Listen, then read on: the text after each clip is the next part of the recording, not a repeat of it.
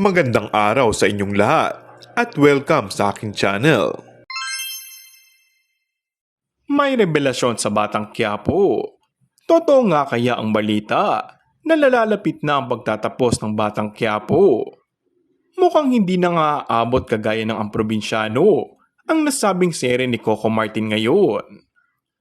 Ito nga ang naging isa sa naging revelasyon bago umalis si Lorna Tolentino sa medyo ko ng Espantaho. Ay natanong nga ito kung magtatapos na ang FPG's Batang Quiapo dahil isa-isa nang tinatanggal ang mga major characters tulad ni na Miss Charo Santos Concho at Cherry Pie Picache na nasaksak ni Lena played by Mercedes Cabral. Nauna nang nawala si Lena, si Lou Veloso na gumanap bilang si Noy at si Direk Joey Labangan as Roda pero nabuhay ito. Say nito, wala naman akong alam. Pero ang alam ko mawawala na yung grupo namin na Senator Lito Lapid.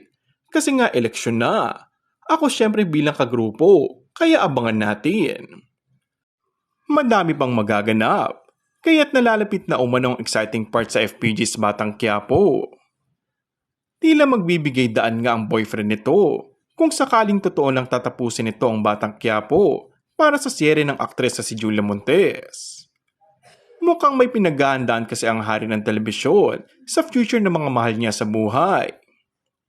Maganda iyan dahil talagang paspasan ang paghahanda niya sa mga susunod na plano niya sa kanyang buhay. And that's all for our today's video. Kung bago ka lang sa aking channel ay mag-subscribe at pindutin na rin ang notification bell. Maraming salamat!